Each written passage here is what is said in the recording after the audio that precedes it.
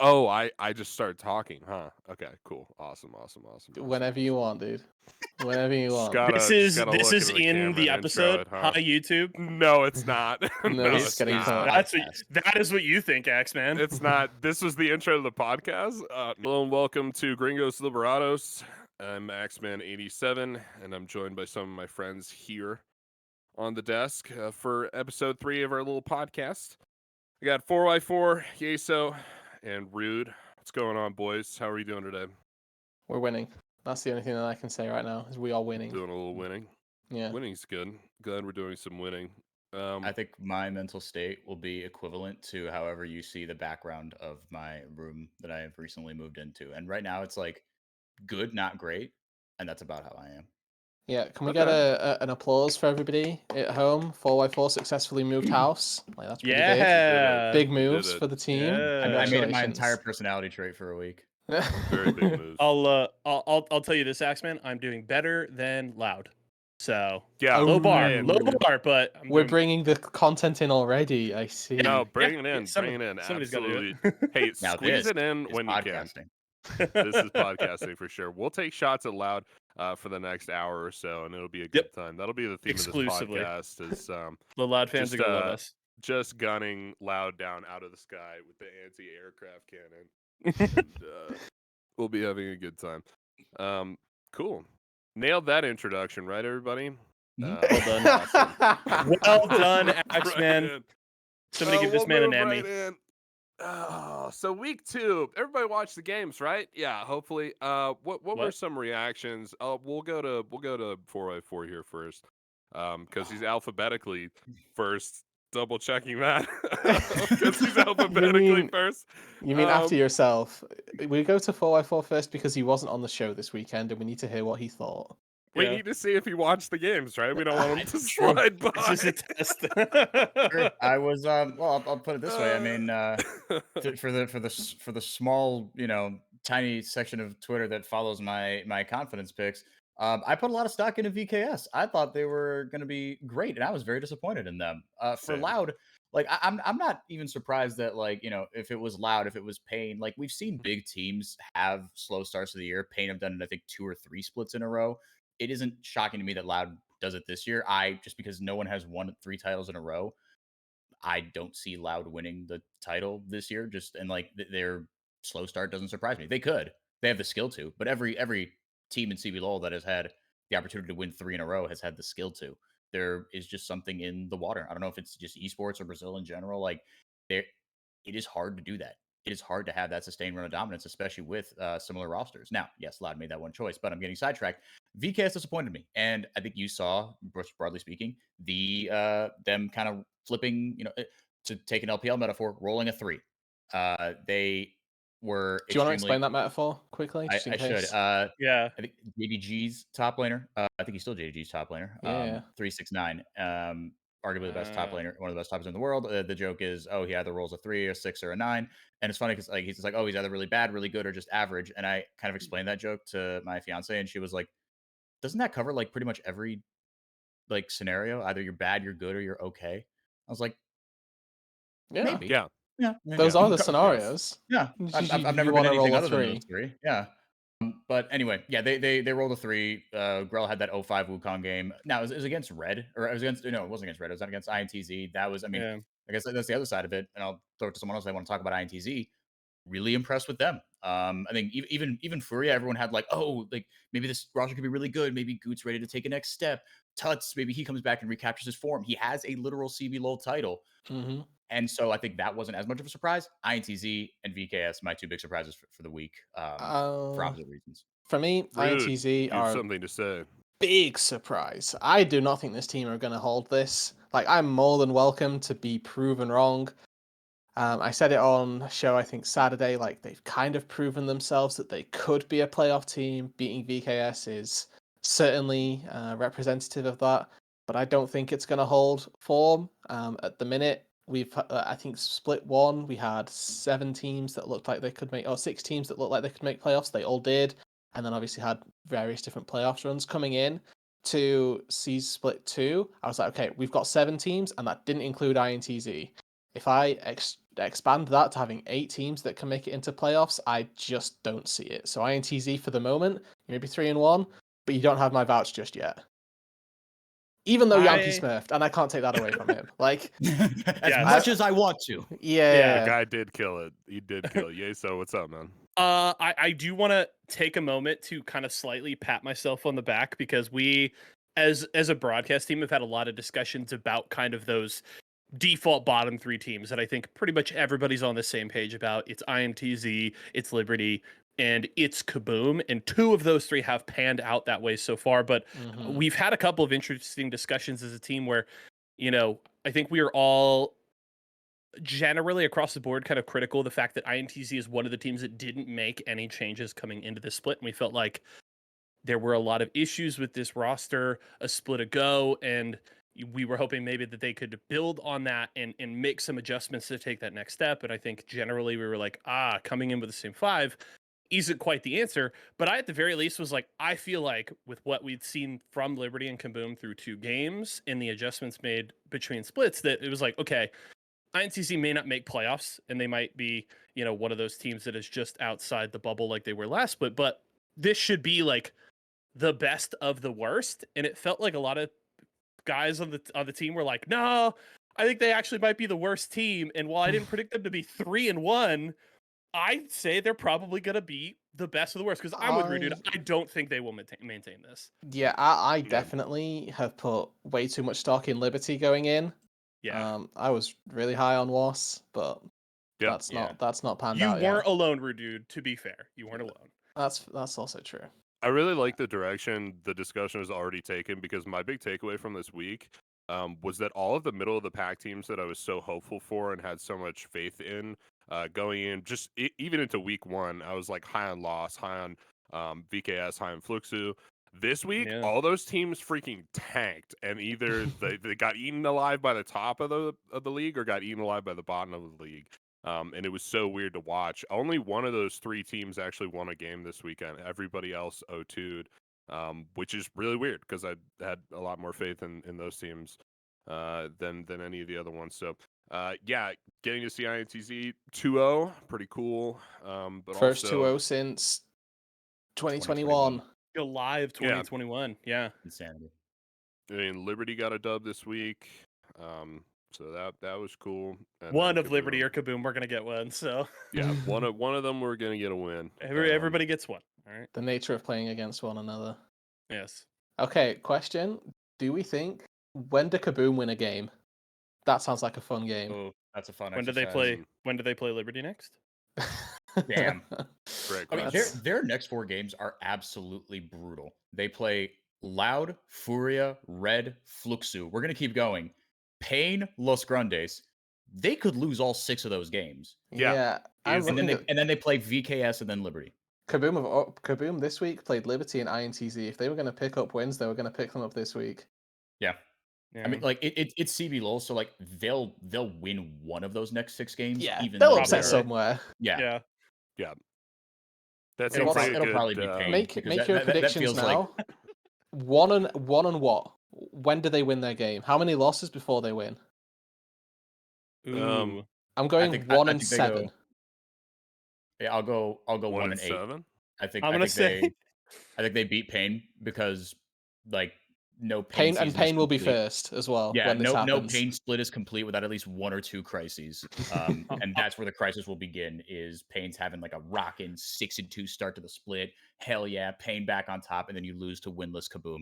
Crastiel, they finally pick him Galio again, and he just goes absolutely crazy. I'm going with the hottest take possible here. They're going to be 1-4. Oh, they're just going to win. I think they beat Loud. Okay. That would be funny. Like, that's not insane, though. If we're going for comedy.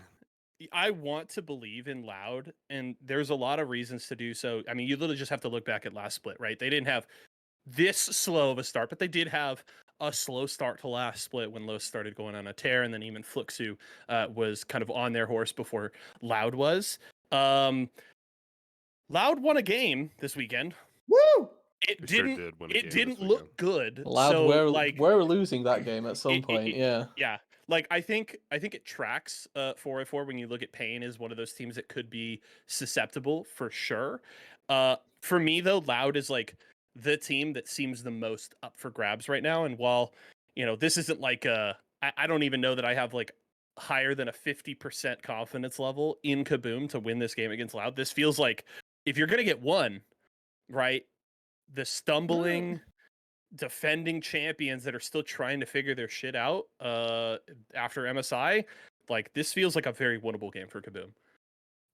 Yeah, it could be. I think a better question, maybe even a funnier question, is how many losses before you switch up the roster a little bit. Um, Oh, for Also you Kaboom. know, true. like for like a midseason roster swap, and where does that roster swap happen? Unfortunately, I that mean, last isn't split it half was as like, interesting as whatever else we have to talk about in week 2. Maybe that's like week 5 content or something like that. wasn't We last talk about. split that they were making changes in week 2 already? I think so. Yeah, No, I mean I think that was Furia. Furia subbed out Redbird like really, really early. Yeah. Kaboom swapped Okay. out Duds. I felt like it was like 5 weeks in, but Okay. All right. I could be wrong on that. But I do think Kaboom will be the first ones to make a midseason roster Yeah. change because everybody else, even like Loud's not going to make a roster change. Flukes is not going to make a roster change. Los Grandes isn't going to make a roster change. The only team and even Liberty, I think if they just keep being bad, even though I liked some things I saw from them in week 2, but like I don't see them making a roster change. Yeah. Kaboom, Yeah. 100% see them making. Axe, we need your answer. We didn't get your answer. What on what? When do they win a game? When did Kaboom win? Oh, when We did need- Kaboom win a game? I Yeah. think they win this upcoming week. You said Furia. I think they upset Furia for no reason. Okay. All think right. it'll So be funny. you're all 1 We'll and see. 5. Yeah. Okay. Thank you. We have To answers. note, Kaboom made their roster changes last split between weeks 5 and 6. So There you I go. was right. Nice little mid split roster swap. yeah. All right. Moving forward here, did anyone have like a favorite moment from week 2? Like in a singular game. What kind of Yes. moments Yes. did we have? I know I got mine. We'll go reverse order. What's up, Rude Dude? That's not correct. when We'll start with you anyway. I was gonna go Chief. Don't you worry. Go for it, please. So I believe it was Furia Fluxu. It was Betal versus Tay, and they were 1v1ing on tanks, and then both Oh. flashed away from each other on 1 HP. That was my favorite moment of CBLOL from the week Orn 2. Gragas. Yes, the Orn Gragas slow-mo flash away from each other when they're both on 1 HP. Because neither one Very of them funny. know who's got higher attack speed. I love this is kind of like a behind the scenes thing. That's the same moment, but directly after that happened, were you hosting, Rude? Yeah. Yeah, you put in chat. We have to get the replay on that. The production just like I don't care what we have time Please. for. I don't care what happens. Please, Yeah. we have to see this again. I'll scroll That a was little bit great. for the direct quote. You guys keep going. Yeah, that was so funny. Yay, so over to you because we're going in reverse order. Oh no. I mean, I had one of my, I don't know that it's much of a hot take, but my kind of hot take for the weekend on the broadcast was that I think Weiser is the best top laner in CBLOL right now. A lot of that goes to like a couple of really big top laners not starting the split as strong, but I thought a really, really good moment on day 2 up against VKS that really showed it. It's level 6. Weiser's playing the Gnar into the Aurelia counter matchup, and this is a matchup that like he's not supposed to win, and he's like doing solid in it. And It's get Grell. it's Boal's one trick as well for reference. Like this guy is Yeah. the Aurelia player of CBL also. Yeah, and they go topside with Grell to try and dive the Gnar at level 6 2v1, and Weiser outplays both of them, gets the double kill and lives. And I was just like, you can't beat this guy in lane. Like it doesn't matter how many resources you send up here, he will absorb all the pressure you throw at him. And it's also not great because like while you're spending all of this time trying to knock down Weiser and he's like doing a great job of absorbing it early game, the rest of the map is getting going. B-Voy's gonna become a problem because they've given him a Felios or something that's gonna carry in the team fight. So I feel like Weiser has been so good for this team and is a big reason why Payne is tied for first place. I like it, man. That's a good moment. What do you got for us, 4x4? Oh, I mean, it was my all caps tweet. It was Zai Nice. after they beat Los Grandes. I'm highlighting my own content as Pulling my out favorite. absolutely at Henrique Demore. Yes. Pulling out the piece of paper. Was I the problem? God damn. Ugh. Give That's me that funny, shit. Like, and it's so Yes. because I could see, and I don't want this to happen, by the way. If we're just speaking purely on what I want, I would love to see Furia just make this phenomenal run. Nothing against even Los Grandes, but like, Mhm. but there is a universe in which Furia fall off and Los Grandes just wipe the floor with them in their next matchup. I can see these teams meeting in the playoffs, right? As like a 4-5 matchup or something. Hmm. And this could get really petty really fast, especially because Ranger is on the other side, and he's the guy that did the lifting up the shirt when he beat Furia for the first time after they booted him, and it said, "May God forgive these bad people" in Portuguese under it. And it was like this could get really, really Oh petty really no. fast. And but that's what I mean. That's what I love about this league, and like the fact, CBLOL. like there is, but like it's just funny because like I think very rarely is there actually any like actual bad blood between these guys. I Yeah. think partially because there is so much roster turnover, like that guy could be your teammate next split. It's not worth having a grudge. Um, but it's just hilarious. And so I think because there's no bad blood, I think guys take bigger swings with trash talk. Um, but with Zai, like he's new. I don't know. Maybe he does just deeply hate everyone in that organization, which is its own type of Yeah. Ooh, He's okay. got I've a got a chip good on his question shoulder. then. Maybe way too early to ask this, but I still think it's fun. Best mid split roster move.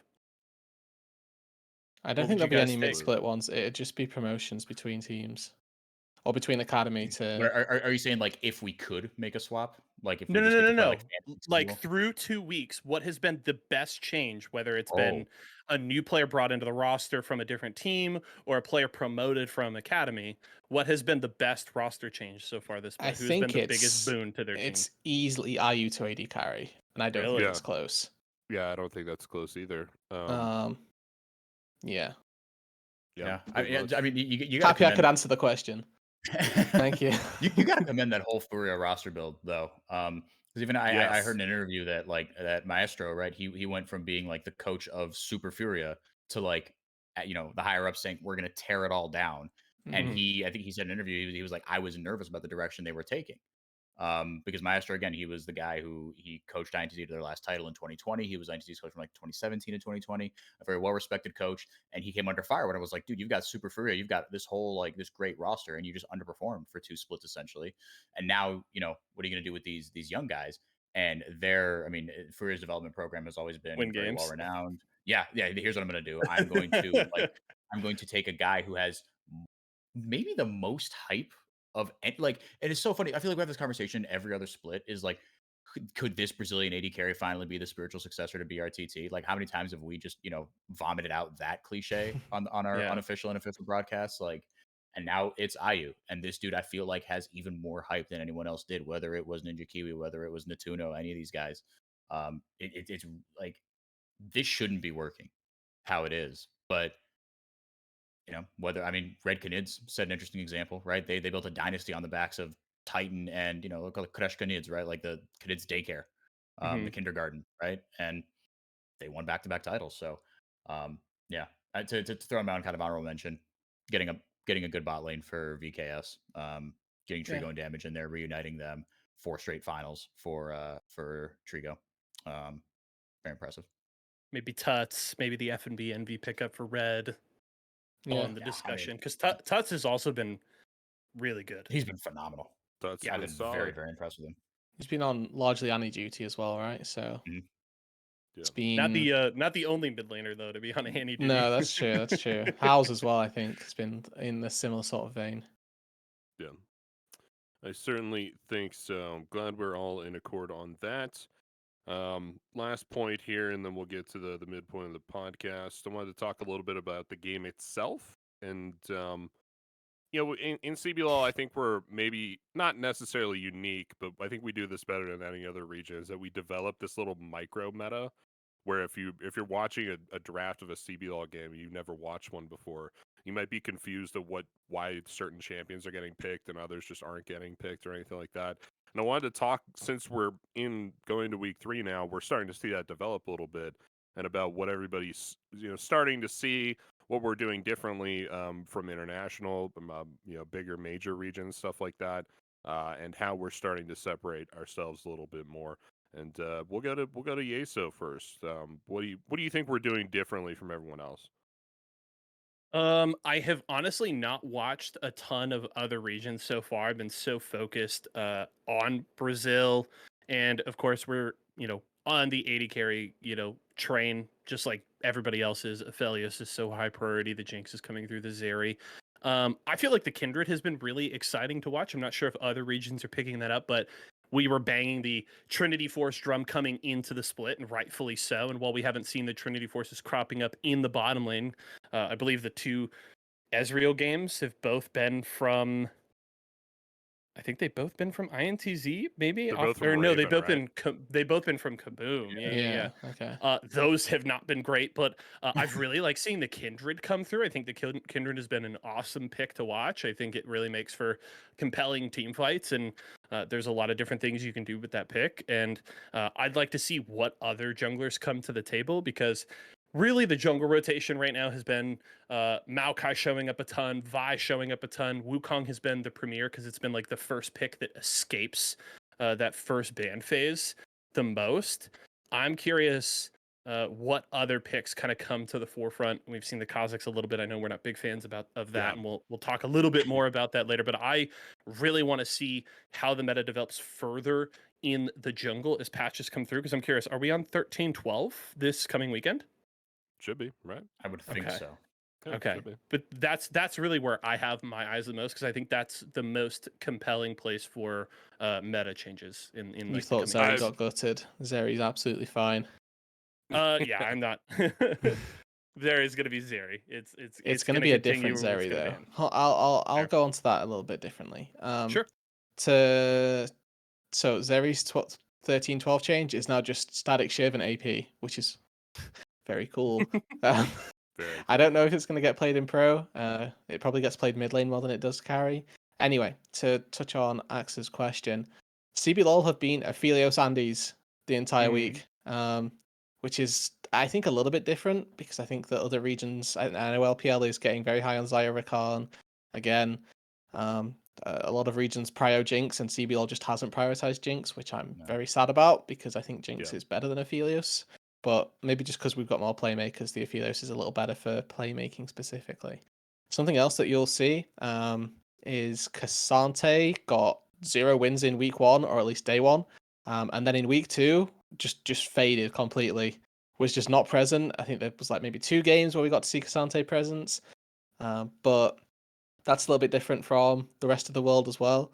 And I think that Kazakhs will follow that same trend going into week 3, just because we saw a lot of Kazakhs. It was bad. And I think that week 3 teams are just going to go, yep, that champ's bait as hell. No, thank you. Cassante did get a win though. Shoutouts to Liberty. Oh, well They done. finally got Cassante on the board. Somebody had to win that game, and Cassandra. Yeah. Somebody had to win that game. Yep. You're not wrong. True. What do you think for I think they kind of hit all the points. I guess I Yeah, I hadn't think really so. appreciated the how much we had prioritized Aphelios as opposed to other regions, because and even just the Jinx lack of presence, I was like, oh yeah, that's actually true. But I am looking forward to seeing kind of the to seeing how the jungle meta evolves. I like Yeso's shot for Kindred. Yeah. We have seen it a little bit in the LCS, just because I think that's what's exciting about like smaller regions, and Brazil is no different. Is that Yeah, that's right. LCS sucks. is that you have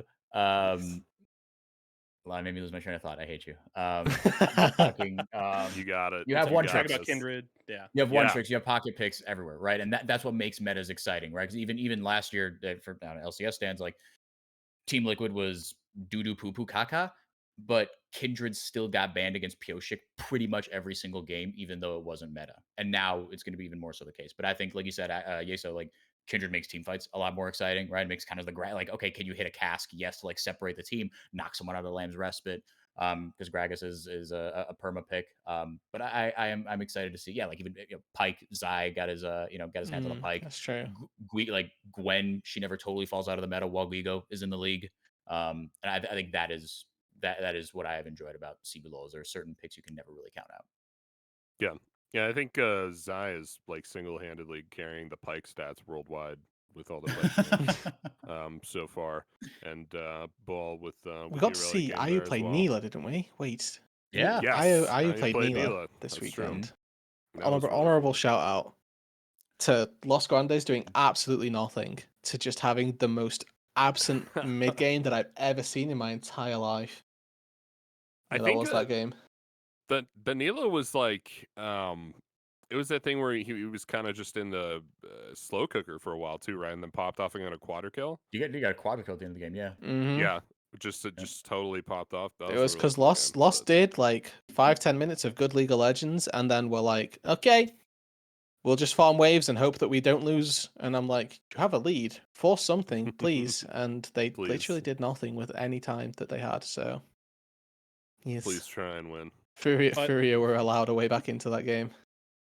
By the way, shout out to Red for putting together one of the more disgusting combos I've ever seen with the Kindred Renata. Like Ooh. that game against Loud on day 1 this weekend, Loud just could never kill anybody. It was so hard to take down anybody on Red. I mean, multiple plays. Like we got a good look at they try to get that gank mid onto Envy's Annie, and Envy gets taken down to like 10 health. Up, Kindred ult, and then it's like, okay, well once the Kindred's ult's done, we can kill him. Oh wait, Renata's gonna keep the Annie up and just never die. Like that is a gross combo that I kind of want to see again. Like That's it's fun. niche, but it was really fun. Yeah. Yep. It was fun. A lot of cool picks, and I'm looking forward to seeing the meta continue Super to cool evolve picks. as well. Yeah, I definitely agree with Yesa. I feel like we're not where we should be with the jungle meta at all. We're definitely figuring that one out still. There's a lot of weird stuff going in and out. I don't think we're going to see Kha'Zix that much longer, and I think Kindred is probably here to stay for those junglers who can use Kindred effectively. Shout out because Aegis and Goot, who played yeah, it the last double marksman combo is so good. There's so much Yeah. damage, but also you get to keep your hyper carry alive sometimes for free, which just, I mean, What teams are doing is pairing it with Lucian as well. Is really fun because then even if your Lucian like fails, you have a carry for late game in the Kindred, which I really Yeah. like as a strategy. Obviously, like double hyper carry also works, but taking it with a Lucian just gives you 2 points of power in the game, which is I'm a big fan of. you get a Bridges backup, the gap. which is really fun. Mm-hmm. Very, very cool. Gentlemen, if there's nothing else, we're going to move into a little game here. If you direct your attention to the feed, this little Okay. game we like to call This Week's Takeaways, but it's not what you think. Please. This is so. How do we play this game? Right? Yeah, we're gonna get music eventually. We You don't have the you budget tell for it. me. Yeah. Axman, Yeah. you made We're the gonna, game. I'm gonna What are tell you you how the asking game me works. for? I'm gonna tell you how the game works. All right. This week's takeaways. It's not actually about takeaways in the way you think. It's about food takeaways, right? Oh, this is going to go so takeaway well for food. audio only It's listeners. gonna go. Congratulations. Apologies to those in audio land. It's gonna go really well. If you're listening to this one, We'll put a timestamp in that you can skip guess to. I'll Yeah. just describe this. Yeah, skip to a timestamp. Go watch That's the YouTube in video. in the video description. Gentlemen, this is a buzzer type game. I'll be your host, Axman87. We're gonna bring up an image of some food, right? An item of food. You're gonna buzz in as quickly as you can and try to tell me if that food is either from the UK, America, or Brazil. A correct answer will earn you a point. An incorrect answer will earn you only ridicule. And of course, to buzz in, you do have to make a buzzer noise. What your Wait, buzzer no, noise I have. is, Okay, so we're No, not no, doing is like a up digital to buzzer? you. No, wait. No. I have the answer. I have the answer here, by the way. The audio platform that we use has implemented a really cool feature for allowing us to do this. Oh, For example, the we can use soundboard. we can use Let's go. these as buzzers, We do have a and then soundboard. there's a Is there a buzz? Oh, it's not. yeah. It's not like a Awesome. buzz sound. There's no buzz sound, but I think if we all just have our own independent noise, that should work. Gotcha. Okay, That'll work. I've got mine. Actually, you're gonna have to look specifically for the little green circles. I could Yeah, do that. whose little green circle lights up first? Yeah. I think I could do that. Very cool. Does everybody understand the rules? What we're trying to accomplish here? Yeah. think so. Sure. You show us photo of food. The food is either from America, the UK, or Brazil. Brazil. We guess which one. Excellent. We could also Awesome. have independent adjudicator, producer Dia, be our who came Yeah. first in the green circle could. noise. We could. I think I got this. Okay. Are you good? Okay. All right. I think I got this. So With I'm that- gonna use this. It's my buzzer. Cricket is an excellent choice. So cricket Okay. is for Rude. What else we got? Yeso, what's your sound? I've got this. Get this? Wow! Good, awesome. Yep. 4i4, what do you got? Quack is Alrighty. excellent. Excellent Quack. Awesome. So fun. Okay. I'm ready. With that, let's get into the first item of food. Gentlemen, where This should is be good. this food from? All right, the Quack, of course, is 4y4. 4i4, where is this food from? Putting a lot on the line here. I'm going to say Brazil, Axeman. Can I guess what it is? That is correct. I don't want this points, is but I wanna guess Brazil. what it Rude, is. you can guess what this is. Is this like cheese in some sort of battery thing? That is incorrect. That is Okay. incorrect, unfortunately. These are bolinhos de bacau. Bacau. Apologies to our Portuguese viewers if we butcher any Yes. pronunciation. This is Wait, a did you white mean fish. Bacalhau? Bacalhau, yes. That Yeah. does look how it's pronounced.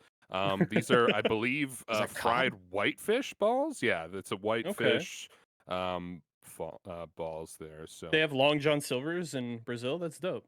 they got some Long John It Silvers. is They cod. do. Okay. They don't. The They have fish embassy's not fingers in gonna- Brazil. That's so cool. Yeah, The embassy's not going to excellent. revoke my passport. Bacalhau is cod. Thank goodness. Hi, Grandma. Bacalhau. Hi, All right. Grandma. Moving into the second round here, gentlemen. Where is this food from? I think Rude got in there first. I think Alright. you might have, yeah. Are we calling Rude there? All right, Rude. Where is this food from? Okay, so this is probably US, even though we have like a thing in the UK that looks similar to this. This was a tough one. Rude, I'm gonna have to say that's incorrect. No! Do either of you want to steal? An opportunity to steal has come. I mean, All right, I'll just so I'll take a shot.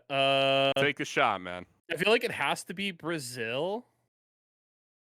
Yeah, so that is correct. This is No. from Let's Brazil. go. I This should is have known. garlicky picanha. There was It's too much a, green for it to be NA. My bad. 'Cause- Well, The and like type of, Rude, I don't think you guys call them like chips over there. Do you do your chips like that, or are they typically different? Yeah, we do. Our chips are. What we're looking at for American viewers are what you would call fries, right? Yes. Oh yes. And then like strips of grilled steak, I guess. But there's like little couscous and salady bits on the side. And then, on the top there, there's breadcrumbs. That's farofa. Okay. There you go. Not Oh, yeah. couscous at all. This Right. is At least I think that's farofa, which is just breadcrumbs. this is your producer jumping in. And this for is, audio Oh listeners, dear. could we Oh. have the first guesser describe what it is that is actually on the screen? Ooh, sure. Okay. That's a good idea. Great. Sure. Shout out Okay. to producer Dia, looking out for the audio only. That definitely makes sense. I'll go ahead and take the last few. In round one, there was some deep fried balls of something. One is opened up and it looks like you can see fish inside. There's a little lime wedge there. To be And fair to this- Rude, dude, that does look like cheese. Yeah, it looks like cheese. I threw you a curveball in round one because, hey, that's just the kind of host I am. In I thought they round might have been like two, hush puppies or something. they do look like hush puppies, right? That was So- going to be I my don't guess know what if I those got are. in there, but No, Rude doesn't. You see why this game Southern is cuisine, fun. my Everybody gets friend. why the game is fun, right? yeah, Okay. yeah. In round two, there's a takeaway box. There's some steak frites in there. With the steak, of course, thinly sliced steak slices. What looks like to me like pico de gallo. Hey, I don't know. And then breadcrumbs in another quadrant of the takeaway with some sauces on the side. But that is garlicky picanha. It is from Brazil. So very nice. Everyone ready to move into round three? I think we are. Round three coming up. Where's this food from? All right, we got the cricket there, which I believe is Rude. This is as a takeaway. It's takeaway. Takeaway. It's takeaway. You Okay, would so go what to I'm a looking at, place what and I'm take looking this at away. is like what I see some delicious. sweet pastry Gonna balls need with more chocolate than on sweet the top. pastry balls. I'm describing with Okay, chocolate on the very good, top. very good. And then what I assume is like some either lemon filling or custard, yeah. cream or custard coming out. Basically, it's like a donut or a profiterole or something along those lines. Now, for a takeaway, again, I'm stuck on the US here because this cannot.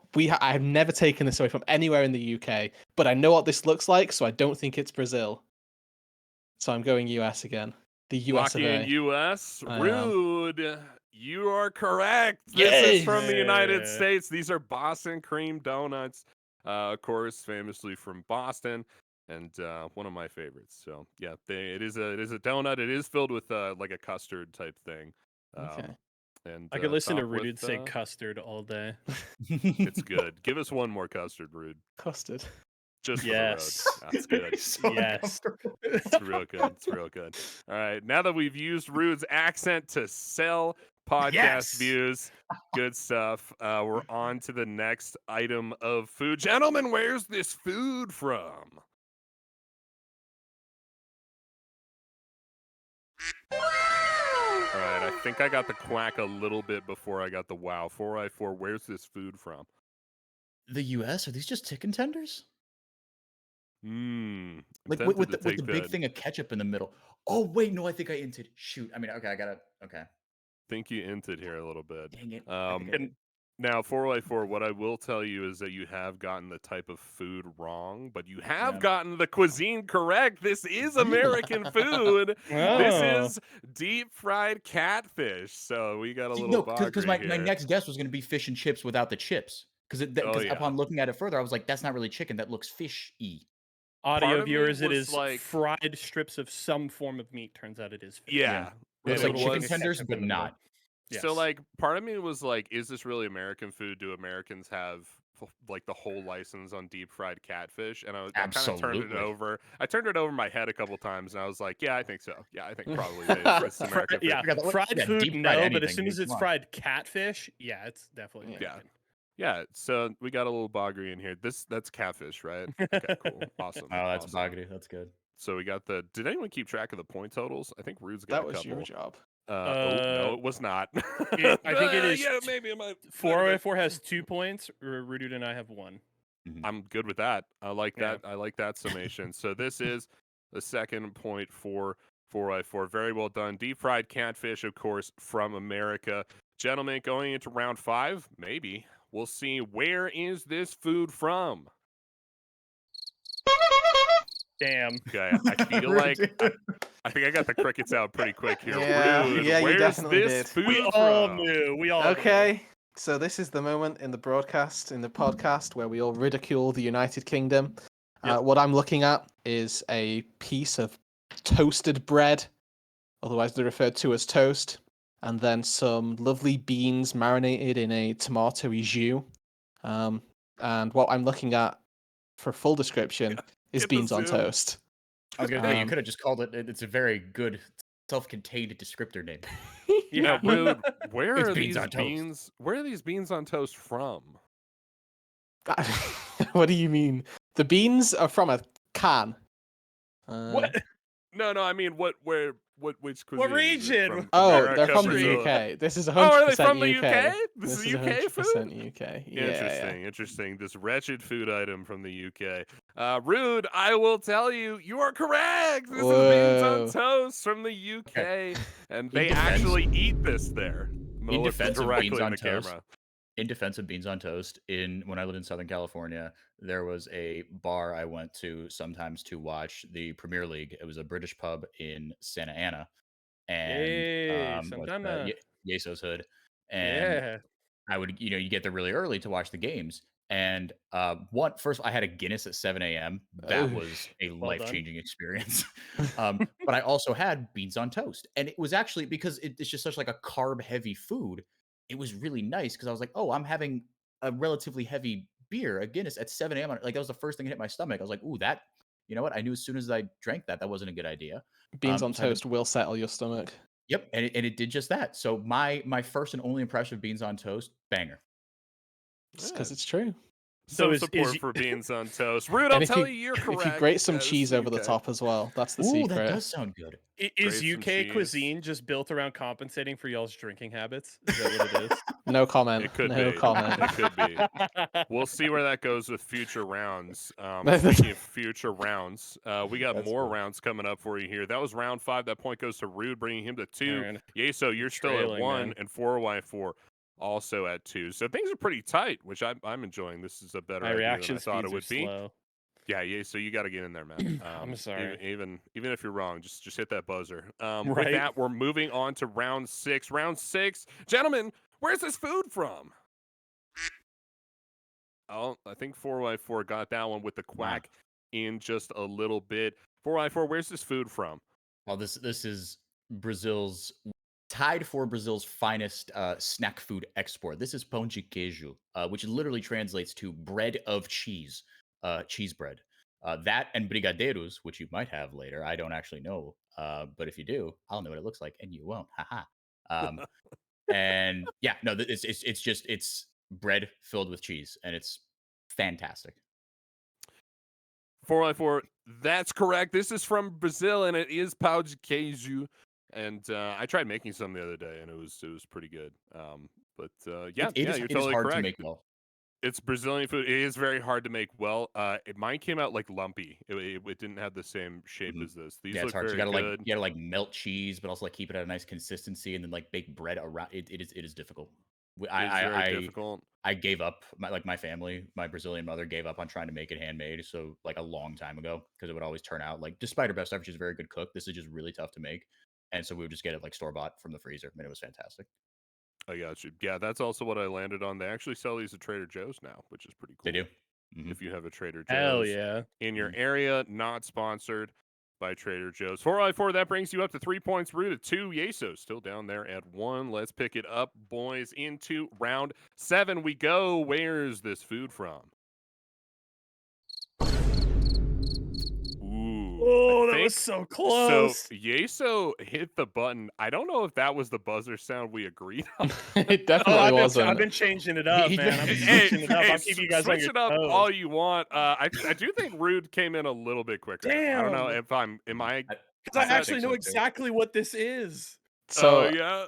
I'm looking Okay, at Rude, I'm where's looking the at food the from? other side of UK breakfast cuisine. This is a full English breakfast. Yeah. I've got sausages, baked beans, bacon, tomato, mushrooms, black pudding, and fried eggs on my screen. And just to complete the aesthetic to go with 4x4, there's also what looks to be the remnants of a beer bottle on the side of it that I just can't quite make out the It does look like the that. brand of. But I know what it is. So Very, very good, Rude. That It's is from the the full UK. English breakfast, of course, from the UK. I kind of dunked on you a little bit with the beans and toast, so I figured we'd do the flip side. This is the best breakfast that you can get anywhere. So that is 3 points for Rude, bringing neck and neck with 4y4 and Yeso still down there at 1. Can I ask what black pudding is, Rudude? I knew what Um, everything else was on there, but yeah, you kind of don't want to know. I'll Fair. answer it. It's honestly, fair. I knew what everything was. I saw those little like black cakes at the bottom. I was like, I don't know what the fuck that is, but I'm gonna do a quick Google to make sure that I'm not like actually lying. okay. Because We're learning here. We're becoming I'm- multicultural on this podcast, ladies. okay, and so gentlemen. how I was always told what it was that it was pig's blood, but I don't think that's Okay. true. Oh. That's pretty metal. Yeah. It is made would be from cool. pork. Oh no, it's made from pork or beef blood, so pig or cow blood, Okay. with fat or suet, Interesting. Interesting. and then That's- usually like oats and some oatmeal as well. Apparently Again. goes in there. Again, fully built to soak up that early morning beer. So it You is can see in just the edge of it the is just screen. pork or cow blood and Wonderful. suet. So That's wild. yeah. Very nice. Very well done, Rude. Good of you to recognize the full English. I think this is a world famous item of food. But after that, tight round 7 from Rude. We're moving into round 8. I think this might be the last round. So Yeso, you may have fully lost the game. Unfortunately, I mean, I feel like nothing fits this game more than the American losing. Like, let's be completely honest. Like, this is going the way it should. Hey, difficult to disagree I'm with you there. disappointed in myself, but like it's like this is how it It's should have fine. gone. Yeah. However, Rude and 4x4 is still neck and neck at 3 points. Yes. Unless I'm incorrect. honestly I'm gonna opt out of this one unless neither of them. Win. Okay, Okay. he's I'm gonna not let gonna it get play in the out. way. Yeah. Not gonna Tyler. spoil it. All right, so Nope. it's a dead heat I'm head gonna to sit up head. now. Rude and 4x4, the final food item to bring it home. Gentlemen, where is this food from? Ooh. Oh, we did get the cricket Ooh. there. We did get the cricket there. Now, Rude, you know this is for the last point, Ran. If you're wrong, 4x4 is gonna get the chance to steal. So you got to be sure, right? Oh, I'm 100% sure. 100% Now, sure. I have Rude, to where's this food critique you, from? Axeman, real quick, because none of these have been takeaway items, and you said takeaways to begin with. So it completely threw me for the first couple of rounds. But this is Oh, more man. UK food. These are Yorkshire puddings, and they look pretty bad for Yorkshire puddings, I'm gonna be honest, but I've got some gravy as well on the side. This is peak UK food. Rude, you're correct. This is UK Yes. food. I knew Those are that. Yorkshire puddings. I love Well Yorkshire done. pudding. It even took me a second to register as well. I really like my strategy going in was just press the button and figure it out when I had to like vamp for the answer. I mean that's the good strategy. Not a bad tech. Yeah. But I didn't even like figure it out in time to do that. So I'm happy that I made it in the end. Yorkshire puddings, got by it. the way, go so hard. I feel like They the do go gravy pretty was a hard. dead giveaway that it was UK. Oh, could have Yeah, been. I wasn't looking at the gravy gravy because does. that could have also been like a That sweet could- thing with chocolate sauce going over the top. Could be. Fair, Yeah. but it looks. I mean, it's in a gravy boat. That's that not you can't wrong. put- That's not wrong. Not that Yeah. you can't put something other than gravy in a gravy boat, but I saw that and I was like, oh, that's UK. Yeah. Yeah. Oh, yeah. I didn't know it was Yorkshire pudding, but So well done, Rude. Congratulations on winning our game here with 4 points and beating out 4x4. let's And go. Yeso, you UK win represent. only my respect is unfortunately the only prize for this game. That's a tall price though. It is a tall prize. You have it now. I did my best to pick foods that like look like other foods, try to make it a little bit trickier. But you guys were on it. I don't think anybody had an incorrect guess. There might have been I like did. one or something. I did at Just- the Yeah. start. Just the one incorrect guess. Other than that, everybody got it. So good job nailing that game showdown. Maybe we'll play that again in future podcasts. But we'll move back into the discussion around CBLOL. I've got some headlines here. I got 3 headlines. We're going to work through them as quick as we can. So we're going to try and like chop up how much time we spend on these. The first headline we got, we just kind of react to the headline and it'll start discussion a little bit here. The first headline is Assassins, are they bad? Please react 4x4. No. In fact, in an AD carry centric meta, you kind of need it. It has taken other forms. You need something with backline access and CC. That is why Vi is in the meta. That is why Wukong is in the meta. That is also why Cassante to a certain degree is in the meta because you can just isolate one target. And we even saw that in week 1, I think. It was like, oh, I think it was Chiari on Cassante was able to, I think it was on week 1, day 1 against INTZ. But I just think, I don't know if it's a product of, is it the right type of assassin? Is it just the itemization right now? Carry junglers in general, I don't know what is making them kind of be not good because we've seen some bad Kazakhs. So I don't know if it's actually maybe I'm revising my answer here. I don't know if assassins necessarily are good or bad, but the purpose behind assassins I see as valid. I think I agree with that one. I'm going to bring it to Yeso, though, because I think he's got something to say. Yeah, the 3 main assassins we've seen so far are Nocturne, Kha'Zix, LeBlanc. Nocturne, LeBlanc, I'm buying big. Like I think those are great picks. We haven't seen great implementation of the Nocturne so far, and I think it has been rightfully criticized. I know that Croc got some flack about his Nocturne play for sure, but I think those 2 picks make a lot of sense, and I think they fit the meta. Of course, there has been talk about how like the Nocturne has been cropping up a lot in the LPL, and I think it makes a lot of sense here. And I think 4x4 makes a good point about how important they become in an ADC-centric meta when you want to take down that big hyper carry. So I like those 2. I'm completely selling on the Kha'Zix. Not a fan of the Kha'Zix. It might be, the small sample size we've seen. I don't like the Kha'Zix so far, but I think overall, I think they're fine and they make a lot of sense. I think the overarching question here is like, how much of our feeling about like how easily are we falling into results based analysis, right? Because like Yeah. the Sure. fact is assassins have been bad the last 2 weeks. Like you look at the results, there've Sure. been like stinker nocturne games, like you said, very bad Kha'Zix games, very bad LeBlanc games. And like, is it real the results we're seeing, or is it actually good? And for that answer, I will go to Rude. Rude, are assassins, are they bad? Uh, yes, here they are.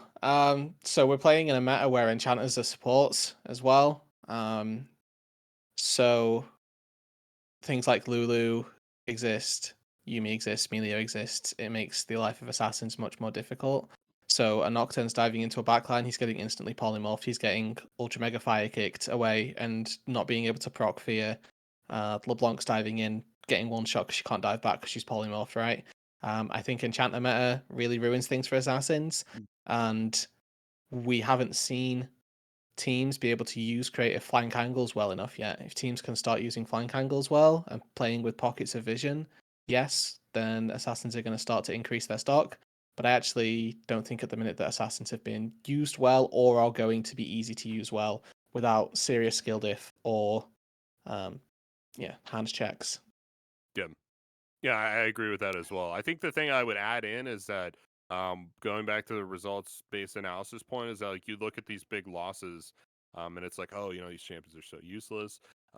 There are moments in these games where Kha'Zix, like Trick, I'm thinking the Trick game specifically, Mm-hmm. did absolutely like uncanny, unbelievable damage to a Yeah. champion, like in the middle of the game, and didn't kill them sometimes. I think there's one moment where he just like deleted a karma, and it was like, oh wow, okay, so the Kha'Zix still has the damage.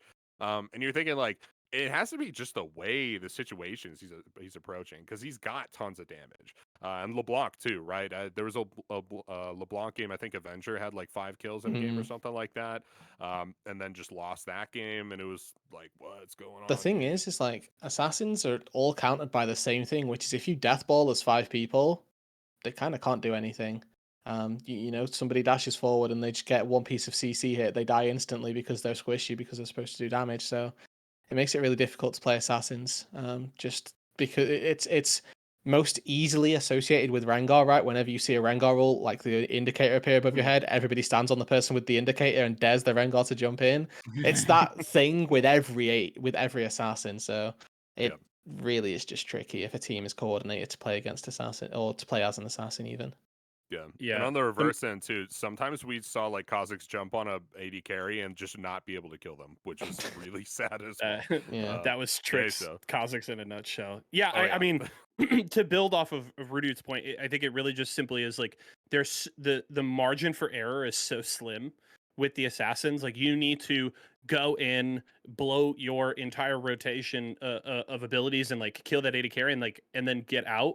And if you don't do that, you essentially have not done your job. Whereas there are so many picks in the meta that like both 404 and Rooted have already highlighted that can do the job of like really disrupting that AD carry in the backline, that also can get off a second or third rotation of their abilities because they're tankier. They aren't as reliant as just like blowing their load and taking a target from 100 to 0. And it's things like the Cassante, Anar, going mega and jumping into the backline with ults available. There's just like picks in the meta that are more reliable and have more margin for error than the assassins. And it's just so narrow and so hard to execute on right now. Turbo agree with that. Just because we're running out of time, we'll go to headline number 2 here. This kind of mirrors an ongoing narrative in the CBLOL right now. Last podcast episode, this was another headline. The headline last episode was Loud 02, how bad is it? This headline for this episode is Loud 13.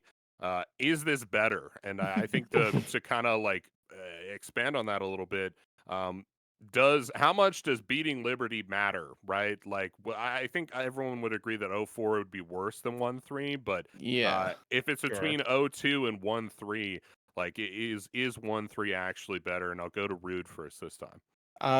Well, yes, it simply is. Because as you mentioned, Dax, if it was 04, we'd all be we'd be off the Doom train and be fully just sent into oblivion with how despaired we think Loud are. 1 and 3 means that they've still got some semblance of their synergy, their capability, whatever you want to define it as. They still know how to win League of Legends games against teams that they definitely should be. And I do think that given the strength of CBLOL this split, the 3 losses that they've taken are easy enough to say, yeah, okay, that's fine. My general theory of this split is that any of the top 7 teams can beat any of the top 7 teams. I don't think you can label it as an upset based on standings, and I'm still waiting for one of the teams to really emerge as a top 1 specifically, because I think that, like I say, if anybody can beat anybody, it is just going to be based on the performance on the day. And so far, Loud, they had 3 games against people that are in that top 7, and unfortunately, they just lost them all. They had MSI hangover. They've had various different things that are contributing to failure. And I think that the fact that they are now turning that around with a Liberty 1 win is a benefit and is better than 0-2.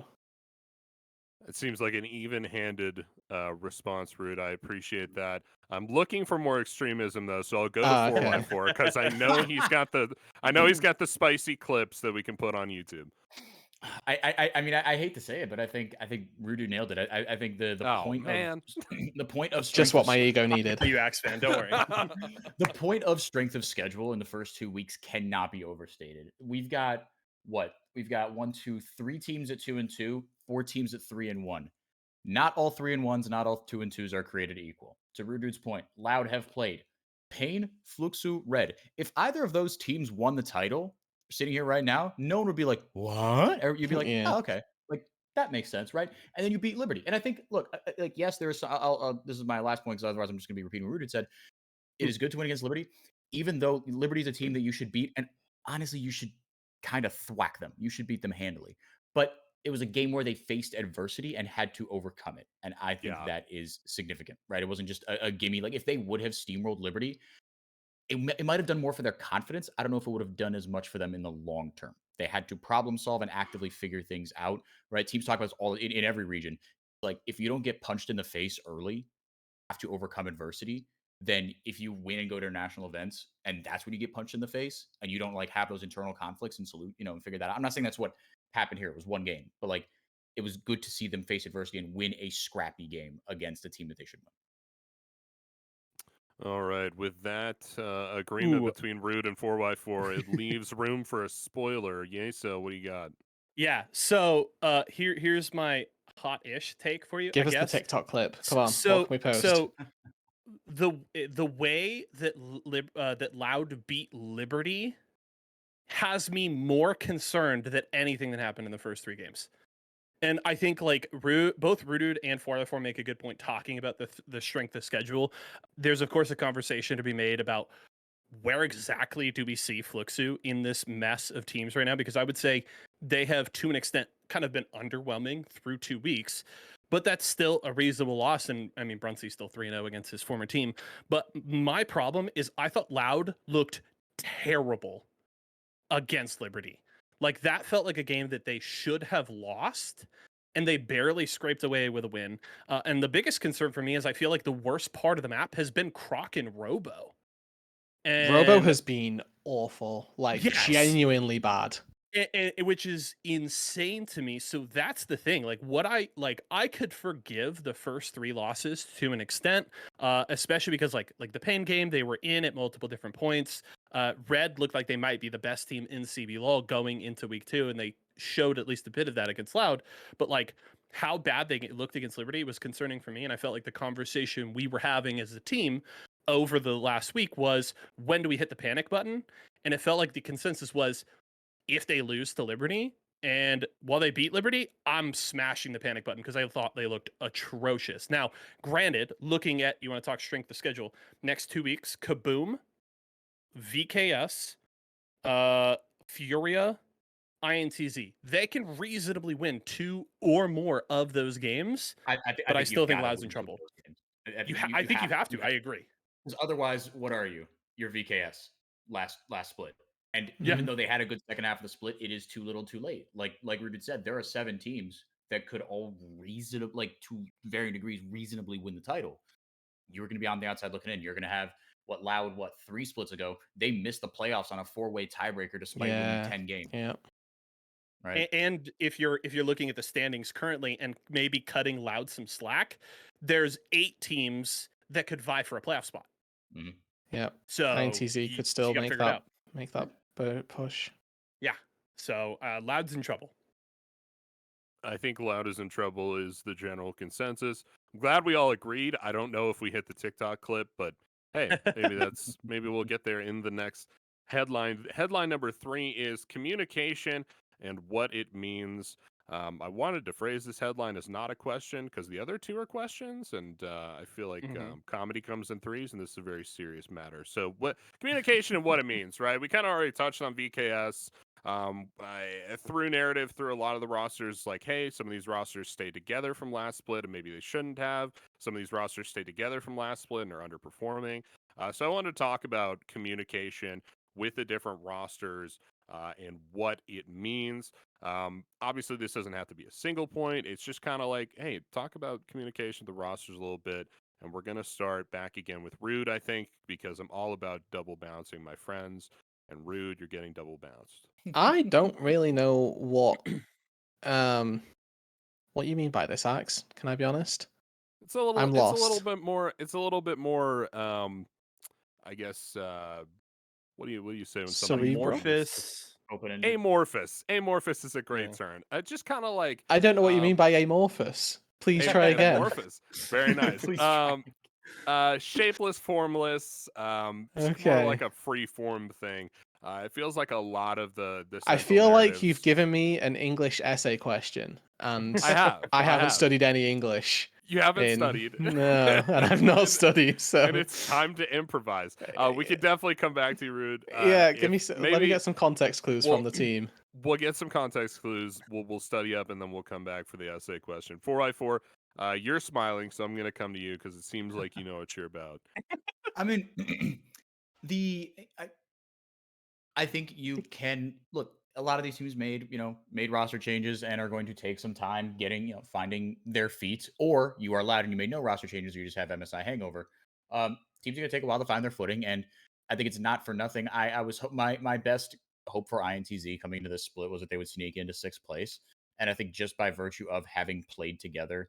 And it seems like even just from what I've seen from like just off-season like photos and selfies that like players have taken, there's like Nosfera's taking a selfie in the offseason, just like out in the park with Nia. Like these guys seem like they're actually more than just like coworkers. It seems like they are kind of friends, which I think when you are Brazilians and Koreans, I think that actually matters because it could be hard to be in a foreign country, let alone Brazil, right? I mean, like Brazil is like it's foreign to foreign, right? It's one thing coming over to North America, but Brazil is a bit of a different animal, and I think that bodes well. And I think that you are just going to get a lot of wins just by having a cohesive identity and being able to communicate and execute on your ideas, especially early in the split. And this is not to take anything away from INTZ, but I think kind of the to Rudude's earlier point, but kind of the inverse way of that.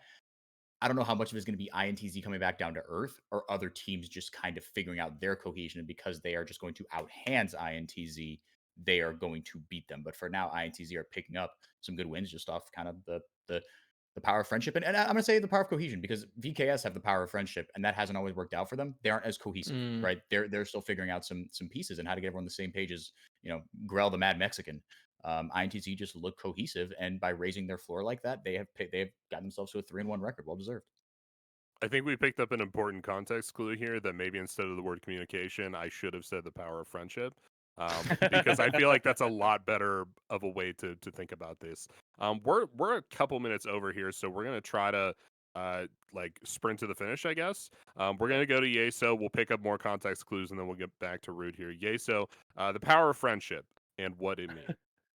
I mean, I think there's really 2 teams to look at on that front from like a communication or I guess friendship perspective. One, you look at how good Red has been in this split, and specifically the fact that they brought in 2 solo laners that have been already playing together, have that built-in synergy, and you're coming into play with a very talented, very experienced jungler on the top side, and it feels like that top side has really just been plug and play for this team, and obviously that can lean on just how talented those solo laners are. But I think you can't say enough about bringing two players in that are very well experienced, already playing with each other, and that helping them hit the ground running. I think 4x4 talking about the bottom lane for Cade Stars is another perfect example. While Trigo and Damage weren't playing together last split, they have a wealth of experience together, and I think that works out for them a lot.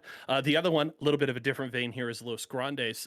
We talked about them this weekend as being one of the most decisive and cleaner teams from a macro perspective so far this split in CBLOL. I think a lot of that comes down to the fact that it seems like there haven't been significant communication issues between their two shot callers. And I think that makes a lot of sense because Rangers English is really damn good. And you bring in a guy in Trick who played in Europe for so long and has got to have very good English after playing with those G2 teams for so long. And then others in the LEC that I think they really hit the ground running. Still a lot to figure out there. Part of that is Trick's current champion pool, but I think they, in a different vein, hit the ground running thanks to good communication and teamwork between their shot callers. That's very good. Yeah. So I think the context clue we picked up here is the English portion. I think the language you speak is really important. Sure. Not as important, maybe as maybe like a layman coming into like professional League of Legends would think. Yeah. Normally the language barrier is hurdled fairly easily by imports from different regions. But it is still a barrier, and in a critical moment, it can be something that affects the gameplay a little bit. So with that, we'll come back to you, Rude. I'm good. Axe, we need to blitz. I'm good. We hit We do everything. need to I'm blitz. chilling. We do need to blitz. We're gonna go to the end of the podcast here. The final, no more headlines, of course, is matches to watch for week 3. So let's just get 3 matches you want to watch from everybody going in here. Get the schedule up, Rude. 3 matches, go. Red Pain, top of Saturday. If I could speak my words, that'd be great. I think that Loud versus VKS on Sunday is going to be one to watch to see whether or not either of these teams can look like they are going to make playoffs or not. And then I'm also curious about Fluxu versus Loss. I like that. Yay, Top so of 3 Sunday. matches. Big one for me is Furia INTZ game 2 on Saturday. I feel like especially like you don't write off either of these teams if they lose, especially not Furia, because I think we're really high on them and what they've done so far this split. But this feels like a game that if INTZ beats Furia, you kind of have to start really taking this team seriously. I think a lot of folks, us among them, are rightfully not entirely sure where INTZ is at right now. We kind of said earlier on in the podcast that we think they might come crashing down to earth a little bit later on in the split. But if they beat Furia here, they move to 4-1, and they've beat then some really solid teams to start the split. I think you have to start believing in INTZ if they can take that win on Saturday. I like that match. You got another 2 for me? Yes. For me, Los Grandes and VKS is another great one. Yeah, I like that one. And then I'm gonna double dip on VKS. I'm gonna take Loud VKS on Sunday. That is a game where VKS is hoping to have a 2-0 weekend, and those would be 2 solid wins if they can take those 2 teams down. And this is Loud trying to recover. I mean, they should beat Kaboom on Saturday, right. But it's also entirely reasonable that Loud goes 0-2 this weekend. So I think definitely it is eyes as on well. VKS. I think it is as well. 4x4, 3 matches to watch this next weekend. I mean, Rooted got 2 of mine. Red Pain being one of them. That's for sure one. Fluxu Los is going to be big. I think you've got 2 teams that need to find their way out of their 2-2-ness in Fluxu and Los Grandes. But I think that there's a huge week for Loud, yes, because the possibility of an 0-2 week is there. You've got to go at least 1-1, at least. Mm-hmm.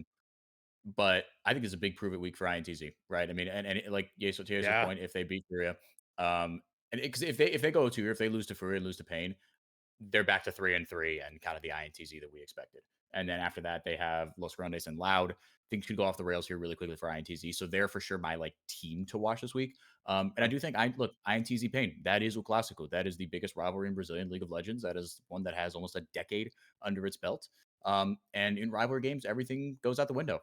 You bet you're behind that INTZ are going to play a little bit harder there. And Pain, they are known for a slip up every now and then, right? Especially if they do beat Red.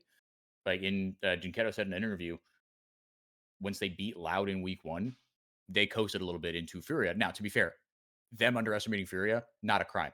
I underestimated Furia in week 2. I think everyone and their mother underestimated Furia going into week Sure. 2, but they slipped on the banana peel, and I think they could do so against INTZ, especially if they do beat Red and are feeling really good about themselves. Yeah, I like INTZ, the look of them out of this weekend. If I may, gentlemen, pick 3 of my own here. Of Sure. I course. really like the middle of the pack. I'm going to steal from a couple of y'all since I went last. I feel like I'm going to be stealing a lot. Lost DKS on week 3, the day 1 there. I think it's really exciting. A real proving ground matchup.